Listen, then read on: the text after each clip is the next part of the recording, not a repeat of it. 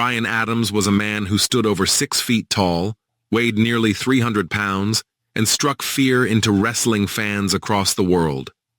In the ring, he was known as Crush, a powerhouse who battled legends in WWE, WCW, and Japan. But behind the muscle, behind the tattoos, and behind the violent persona, there was a man silently fighting demons no one could see. On August 13, 2007, Bryan Adams was found dead in his Florida home at just 43 years old. The official cause sounded simple: a drug overdose. But wrestling fans, insiders, and even some of his closest friends believed there was far more to this story. How does a larger-than-life warrior fall so suddenly? Was it addiction alone? Or was Bryan Adams another victim of the dark, unforgiving world of professional wrestling? Tonight, we dive deep into the unnatural and mysterious death of Bryan Adams, a story filled with pain, pressure, and unanswered questions. Bryan Adams was born on April 10, 1964, in Honolulu, Hawaii, a place known for beauty, peace, and ocean breezes, far removed from the violent world he would later inhabit. From a young age, Adams was naturally big, strong, and athletic, standing out wherever he went. His size made him a perfect candidate for professional wrestling, and by the late 1980s, he had already begun making waves in the industry. When he joined the World Wrestling Federation, fans quickly recognized him as Crush, part of the legendary Demolition faction. He wasn't just muscle, he had charisma, intensity, and a physical presence that made him feel unstoppable. As his career expanded into WCW and international promotions, Bryan Adams became known as a reliable enforcer, a man promoters trusted to deliver brutal matches night after night. But as his fame grew, so did the physical toll on his body, and slowly, invisibly, the seeds of tragedy were being planted. Professional wrestling in the 1990s was not glamorous behind the curtain. Wrestlers worked brutal schedules, often wrestling over 300 days a year, traveling endlessly with little rest and no off-season.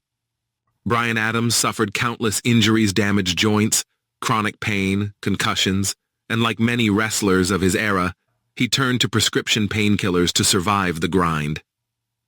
At the time, pills were not viewed as dangerous. They were simply part of the job. Locker rooms were flooded with muscle relaxers, opioids, and sleep aids, handed out casually with little medical supervision. Bryan Adams, like many others, relied on these substances not to get high, but to function. However, the line between pain management and dependency slowly disappeared. Friends later recalled that Adams seemed exhausted, withdrawn, and emotionally distant in his later years, even as he continued to wrestle and train his massive frame. In 2006, Bryan Adams' life took a dramatic turn when he was arrested following a violent incident at a Tampa bar. The situation escalated quickly, resulting in serious charges that shocked the wrestling world. Though Adams maintained his innocence and was eventually released on bail, the damage had already been done. His reputation suffered, bookings dried up, and the legal pressure added immense psychological strain. Wrestling had always been his identity. Without it, he felt lost. Those close to him noticed his behavior becoming more erratic, his mood darker, and his reliance on medication stronger. This period marked a steep decline, as legal stress, physical pain, and emotional isolation collided into a perfect storm. On August 13, 2007, Bryan Adams was found unresponsive in his home in Tampa, Florida. There were no signs of forced entry, no struggle, no dramatic scene, just silence. Emergency responders pronounced him dead at the scene. He was only 43 years old. The official autopsy later revealed a mixed drug intoxication involving prescription painkillers and alcohol.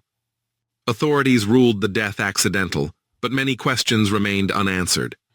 Why was such a powerful man taking such dangerous combinations of substances alone? Why was there no system to protect wrestlers struggling with addiction? And why did this tragedy feel so hauntingly familiar? Bryan Adams' death was not an isolated incident. It was part of a disturbing pattern that plagued professional wrestling for decades. Eddie Guerrero, Kurt Hennig, Test, Chris Benoit. Time and time again, wrestlers died young. their bodies destroyed by years of abuse, their minds overwhelmed by pain and pressure. While Bryan Adams' death may not have involved conspiracy or foul play, it was still unnatural in the deepest sense. No human body was meant to endure what wrestlers were forced to endure. His death raised uncomfortable questions about responsibility, mental health, and the hidden cost of entertainment. Fans cheered the violence but rarely saw the aftermath. Today, Bryan Adams is remembered as a fierce competitor, a loyal locker room presence, and a man who gave everything to his craft. But his story also serves as a warning, a reminder of what happens when pain is ignored, when help is unavailable, and when strength is mistaken for invincibility. His death may have been labeled accidental, but the circumstances surrounding it reveal a much darker truth about the wrestling industry. Bryan Adams didn't just lose his life, he became another symbol of a system that failed its warriors. And as fans, as viewers, and as storytellers, it's our responsibility to remember not just how he died, but why.